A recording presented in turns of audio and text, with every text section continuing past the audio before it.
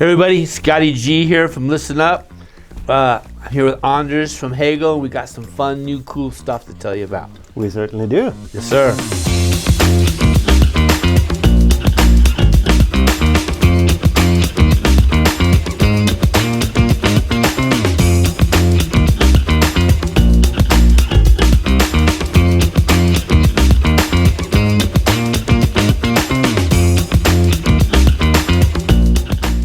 So we made this phenomenal new DAC converter.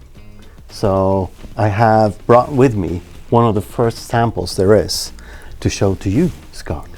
Awesome. Yeah, Yes. Looks awesome. It's got the very nostalgic Hegel look. You know, what can you tell us more about it? Absolutely. Yeah. I mean, we've been without a DAC converter like a proper source for so many years, and we've just been dying to make a new one. So and then the ideas came up after a while. This is what we eventually call a passion product, where awesome. there is no marketing analysis. Yeah. It's just we think of a way that we can make a DAC that is just outstandingly good for the money. Awesome. And then we end up with this. Very cool. Yeah. So, and this takes advantage of a feature that I've been asked about for a number of years on the Hegel product, involving a DAC bypass feature. What can you tell us about that? Well, yeah, it was back in 2013 we launched the first more upper end integrated amplifier with a built-in DAC converter. It's called the H300. I think you guys sold it. Yeah. Yep. And then we were a bit worried because at that point DAC converter technology was still racing ahead. So we were worried that people didn't dare to buy this amplifier with a built-in DAC. It was $6,000, I think it was, without having some upgradability. And then we built in a feature where it could connect later on more expensive or better in any ways DAC and still make use of all the input selectors and functionality of the amp, when we called it the DAC loop. But, you know, that's a good point, because, you know, one of my concerns when discussing products like a, you know, H400 or, you know, anything that has an integrated DAC into it, you know, is at what point does that DAC become obsolete, or, you know, MQA, it doesn't support MQA, and having that ability to bypass that feature without having to replace your product, I think is a great idea. Yeah, absolutely, and also that has kind of changed a little bit now too, because the DAC converter business as itself, as this one is just a DAC converter. There's no streaming or anything built in for sound performance reasons mostly, but the DAC converter technology is now fairly stable. It doesn't race ahead. There aren't that many new formats or whatever. So this is now stable. Back in 2013, it certainly wasn't, but now it's more of an upgrade. If you can take it, like we did some tests in the office, and you can take an older, like a 10-year-old Hegel integrated amplifier, 360, and you have that, and you're happy with it. You can buy a D50. That's the name of the DAC, by the way. Awesome. And connect it to the DAC loop and bring it up to be our best integrated solution on the market. It's a phenomenal upgrade.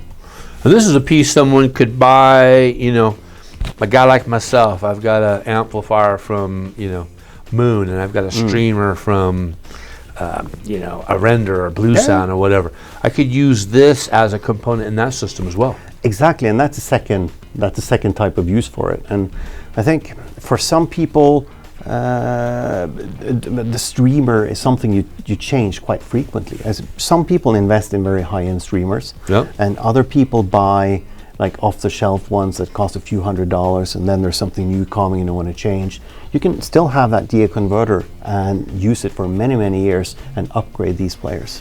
Awesome. So, you know, if we were digging into the feature of the DAC D50, you know, what's on the inside of this machine, and then what kind of connectivity do we have going in and out of it? Well, let's talk about the connectivity first. Yeah. It's quite simple. There are two optical inputs. There's one coaxial input. There is one BNC input. Oh, awesome. There's a USB input. and there's an AES EBU input. Oh, great. Yeah. So you can use it for with all kinds of streamers and sources. And then the design is fully balanced, but you still have both balanced and unbalanced analog outputs. So that's a connectivity. Yeah. And with like the sound performance, what's inside it, where's the money? There are two things that sticks out. I mean, there's a lot of small things in a product like this. Something we've worked on for a long time, but there are two things that sticks out. One is a very, very special mains power supply. So, I mean, you can if you have a system that you're happy with, and you have your mains conditioning and everything set up, you can take this D50, carry it into the room, just connect the mains cable, switch the unit on, and your system will sound better. It doesn't only clean the mains noise for itself, but it cleans it up for the whole system, the whole circuit. Yeah, I'm familiar with devices that work with that. That's pretty cool. Yeah. So that is one thing. Yeah.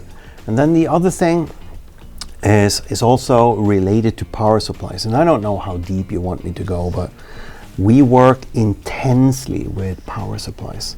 And I'll tell you one thing. In a digital device like this, all the digital components, they're just small switches that's supposed to switch between 1 and 0, or in electrical terms between 0 and 3.3 volts, right? So when they switch, it's very critical that they switch at exactly the right time.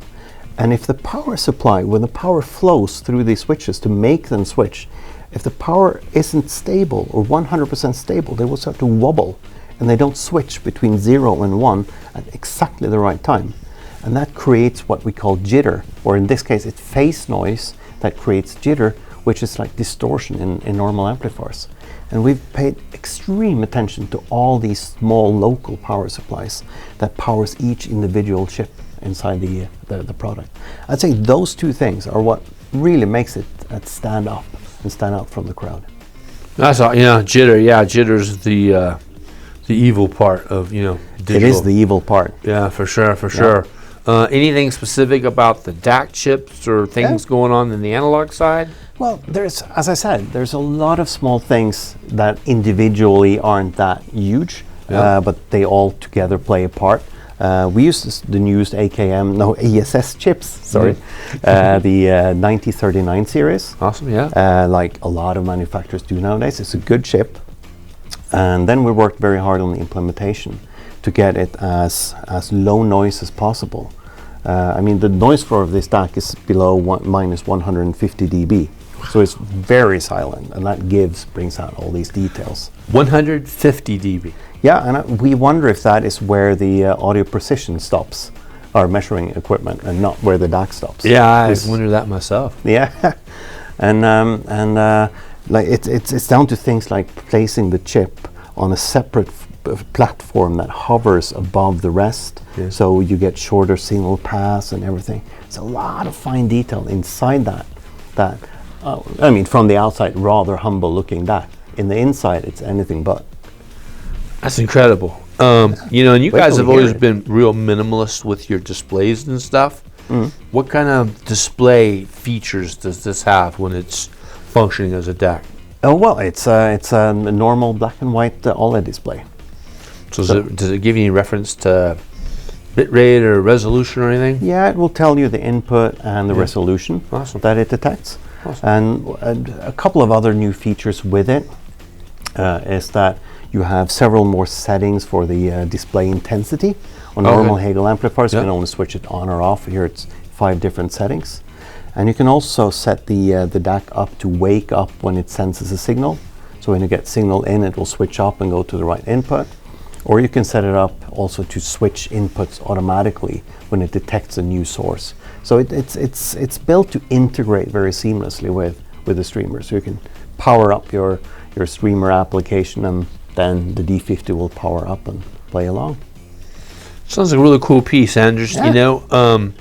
Resolutions, I trust it does everything in the PCM realm we would want it to do. Yeah, it does. And then what about with DSD? We support up to 256.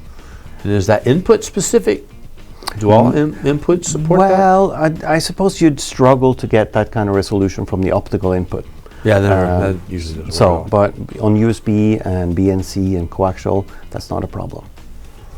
Well, that's great. And AES EBU, that's a newer feature for you guys, right? We have had it before, but we haven't really seen it as so relevant on like integrated products. Yeah. Because there aren't too many private use units that has that output as the only one. But we have gone the pro way, and we've embedded a really high quality AES EBU input on it. That's been my, in my own system, that's how I have my my streamer connected to my DAC. What kind of streamer is that? I have a Moon Mine 2 streamer. Cool. Yeah, and I've had many. I've experimented a lot. That in my system, AES EBU, is the best experience I've had there. But you need to do it right. You absolutely need to do it right, and you got to have a good cable. So cables make a difference. Yep, that's true. Price-wise, what are we looking at for price? In the US, we're aiming for $4,900. Well, that's awesome. Yes. That's not, and I tell you, we get asked on occasion, what do you guys have in a standalone DAC? And, we have a few choices, but they're either these real affordable choices that are okay, or they're really premium choices that I don't want to spend that much money. So that seems to be a real ideal price point. Yeah, I think it's one of the price points where it's most difficult, challenging to make it, because if you make an entry-level DAC converter, you can use pretty much off-the-shelf solutions. Yeah, that's right. And then once you move away from that, the budget it starts piling up the cost. So we've been very careful in measuring, like the actual effects of various things we would want to put into it. And then we've weighed this really carefully, so it's supposed to be really good value for money. So we've had a lot of success with the new H400, H600, and those devices specifically have a better streaming solution built into them. Yeah. If we were to add this to either one of those units, is that a great way to upgrade the DAC componentry of those devices? Yes, it is, absolutely. And I'd say flat out, the biggest difference on a Hegel product, if you want to upgrade with this, is on the H600. Because the analog side of the H600 is so good that it can reveal even more of the qualities. So there's no reason to wait. If you have an H600, have $4,900 that burns in your pockets, this is the way to go. So all you guys out there that have bought an H400, H600 from us, give us a call. We need to match you up with one of these for sure. Absolutely. Warranty. You always get asked what the warranty is on Hegel. I honestly never know because it never breaks down. So I'll Google it and find out. But what's the warranty on something like this? It's 3 years. So we've said 3 years parts and labor on everything. And we've always done that. And as you say, they hardly ever break down. It's very high reliability, and that's something we take extremely seriously. So you and I have been friends forever. Yeah. And I think a lot of people watching this video are familiar with Hegel. But hopefully there's a lot of people out there that are watching this and aren't familiar with Hegel. Give us a little background on Hegel themselves, the company. Well, it started back in the 90s as a technology company. Our original founder had an idea on how he could make audio amplifiers better, based on some experiments he did in his studies. And he finally got investors to help take these ideas into making an actual product, and that ended up in our sound engine technology that we use in all our amplifiers, and even also the CD player actually, to reduce distortion and increase damping factor of amplifiers. So in the 90s, we were mainly engineering company that made the solution that we plan on licensing out, and we made a few products ourselves to show implementation, and we sold a few to Japan of all things. So it's Norway and Japan at the time. But in 2001, the company became the company that it is today, where Bent, the original founder, bought back the patent and the solutions and the technologies, and then started developing and building Hegel like it is today. Yeah, I mean, we've sold Hegel since, I'm not sure, maybe since day one, you know. I think day one. Yeah, you know, the CD player, the Mohican, and now the Viking, you know, those, you know, those have been, you know, almost iconic devices. The phono stage has been something that's really, you know, we've had great success with. And, you know, I'm excited to see, you know, the HD 30. Yep. That was the old one. Yeah, we did well with that, and I'm excited to DAC D50. Remember that, you guys. DAC D50 is the model number. Or just D50. I think D50 is more easier. Better. Get caught up in all the, because we all know it's a DAC anyhow. Yes, we do. For a while, we'll get to know it. Anything else we should know about it? What you should know about it is that unless you have $4,900 in your pocket, don't hear it. I'm glad you told me that. I have a problem with, you know, wanting more stuff. Yes. It's a, you know, hi-fi is a journey that has no end, only a beginning. So that's true. So no, in a more serious note, I mean, we're super happy and super proud to bring this product to the market. It's one of those things where we haven't listened to market analysis or anything. We just have an idea on how we could make a product really shine and really good. And the D50 just became, I get goosebumps even still, everything we dreamt for it to be. That's awesome. Well, you know, we've enjoyed our relationship with Hegel, you know, and we've always enjoyed our sit-downs. And, you know, appreciate you coming and spend time with us and tell us about this new product. Well, you're the first one I take it to. Well, Scott, the legend. Well, I look forward to showing it to the rest of you guys. We'll have this on our website. We will have one in our store. So if you're local, please take a time to come visit us. You know, allow us the opportunity to audition this piece for you. If you have any questions, you know, hit us up. We're always available. You know, Anders, anything you want to say in closing? I hope you come and hear it and hope you enjoy it. And thank you for having me. Awesome. Well, thank you as well. Everybody, always, man, we really appreciate you coming to our little sit-downs and enjoying our videos. You know, like and subscribe. Follow us on Facebook. We've got a lot of exciting content to come in the future. And want to thank you for showing up.